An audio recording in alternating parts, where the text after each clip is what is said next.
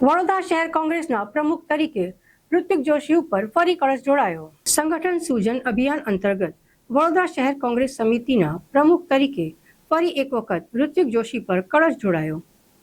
AICC મહામંત્રી, મધ્યપ્રદેશ પ્રભારી અને વડોદરા શહેરના ઇન્ચાર્જ હરીશ ચૌધરી તથા તેમની ટીમ દ્વારા વડોદરા શહેરના તમામ વિધાનસભા ક્ષેત્રમાં આવતા કાર્યકર્તાઓને નવા પ્રમુખ માટે પોતાનું સૂચન આપવા જણાવવામાં આવ્યું હતું। ત્યારે તમામ કાર્યકર્તાઓ દ્વારા કરવાનું મતે ફરી એક વખત વડોદરા શહેર કોંગ્રેસ સમિતિના પ્રમુખ પદ ભાર સંભાળવા ઋત્વિક જોશીનું નામ આગળ કરવામાં આવ્યું હતું। 3 વર્ષના પોતાના પ્રમુખ કાર્યકાળ દરમિયાન અનેકો આંદોલનો તેમજ સત્તા પક્ષ સામે બાયો ચડાવી પ્રજાના પ્રશ્નોને વાચા આપવાનું કામ ઋત્વિક જોશી દ્વારા કરવામાં આવી હતી। ત્યારે ફરી એક વખત એઆઈસીસી દ્વારા વડોદરાની ધ્રુવા ઋત્વિક જોશીના હાથે સોંપવામાં આવી છે। આવનારા સમયે મહાનગરપાલિકાની સામાન્ય ચૂંટણીઓ છે, ત્યારે નવી રણનીતિ ઉર્જા સાથે તથા સંગઠનને મજબૂત કરવાના મનોબળ સાથે ફરી પ્રમુખ તરીકે નિમાઈ આવેલા વડોદરા શહેર કોંગ્રેસ સમિતિના ઋત્વિક જોશી દ્વારા જણાવવામાં આવ્યું છે। આ વડોદરાની પ્રજાએ નક્કી કરી દીધી છે। વડોદરાની પ્રજાએ નક્કી કરી દીધું છે કે આ ભ્રષ્ટ ભાજપના શાસકોના રાજમાં ભય, ભૂખ ને ભ્રષ્ટાચાર વધ્યો છે અને વડોદરાની પ્રજાએ નક્કી કર્યું છે કે આ વખતે આ લોકોને ઘરે બેસાડવાના છે। કારણ કે વડોદરા શહેરમાં જે કોર્પોરેશન, જેને કહેવાય કે વડોદરા મહાનગર સેવા સદન, એ આ ભ્રષ્ટ શાસકોના રાજમાં વડોદરા મહાનગર મેવા સદન બની ગયું છે।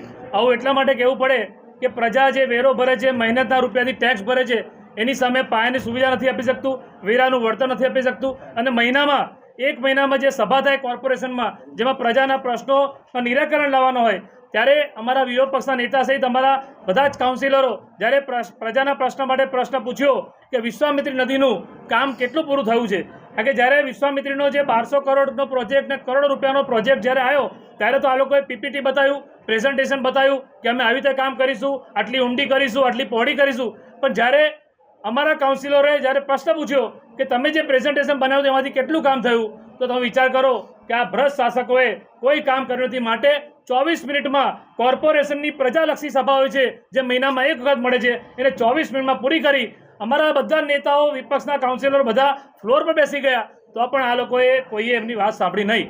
એટલે પ્રજાનો અવાજ નથી સાંભળવો।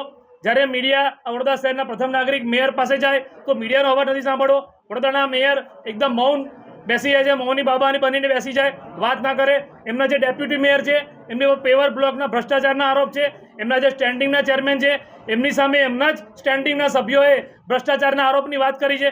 તો અમે તો અગાઉ પણ કીધેલું, જ્યારે મ્યુનિસિપલ કમિશનર દિલીપ રાણા હતા ત્યારે અમે રજૂઆત કરી હતી કે આ જે કમિટી છે, સ્ટેન્ડિંગ કમિટી અને ભાજપનું શાસન, આ બોડીને બરખાસ્ત કરો।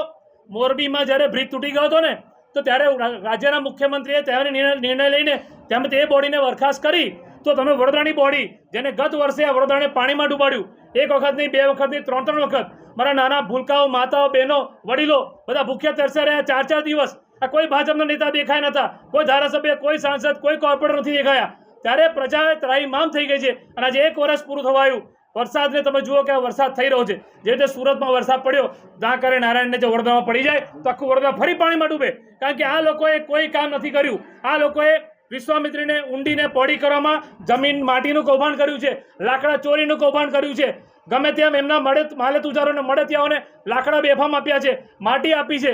અને વડોદરા શહેરમાં જે કાંસમાંથી વિશ્વામિત્રીમાં પાણી જાય, अच्छा વિશ્વામિત્રીમાં પાણી જશે ક્યાંથી? તો વડોદરા શહેરની જે અલગ અલગ નાની કાંસો છે, આજે ભૂકી કાંસ છે, તો ભૂકી કાંસ માટે અમારા કોંગ્રેસના કાઉન્સિલરો, વોર્ડ નંબર 1ના અમારા વિપક્ષ નેતાઓ બધાએ આંદોલન કર્યું, પ્રજાએ આંદોલન કર્યું, તો પણ એ ભૂકી કાંસનું કામ રોક્યું નહીં। તો વિચાર કરો, એટલે આ લોકોની કોઈ ઈચ્છા શક્તિ નથી, આ લોકોની ઈચ્છા શક્તિ માત્ર ભ્રષ્ટાચારની છે।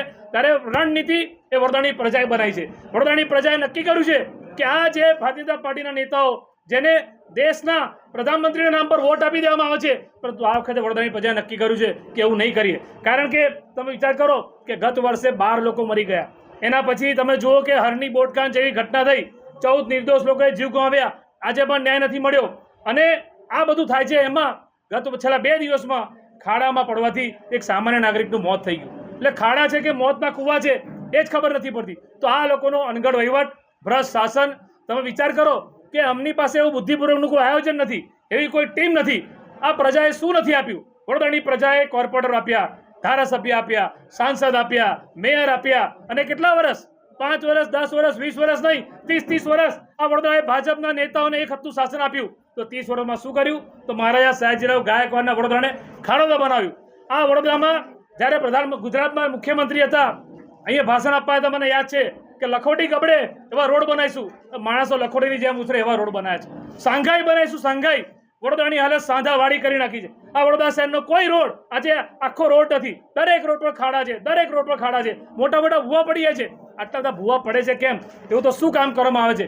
નથી ડ્રેનેજની કામ કરી, નથી વરસાદી કાંસની કામ કરી, અને દરેક કામો જે ભાજપના કાર્યાલયથી, હું આપના માધ્યમથી કહું છું, આ વડોદરાના ભાજપના પ્રમુખને કહેવા માંગુ છું કે તમે શું કરો છો? તમે તમારા હાથ નીચે, કારણ કે સંકલનની મિટિંગ ભાજપના કાર્યાલયમાં થાય છે. ભાજપના કાર્યાલયથી ઓર્ડર આવે છે કે કોને કોન્ટ્રાક્ટ આપવાનો, કોને નહીં આપવાનો, કોને સબ કોન્ટ્રાક્ટ આપવાનો. તમે તપાસ કરી લો કે સબ કોન્ટ્રાક્ટ અને પ્રત્યક્ષ ને પરોક્ષ રીતે જેટલા પણ કામો છે એમાં ભાજપના મળતિયાઓ છે. તો ભાજપના પ્રમુખ કેમ તમે ચૂપચાપ બેઠા છો?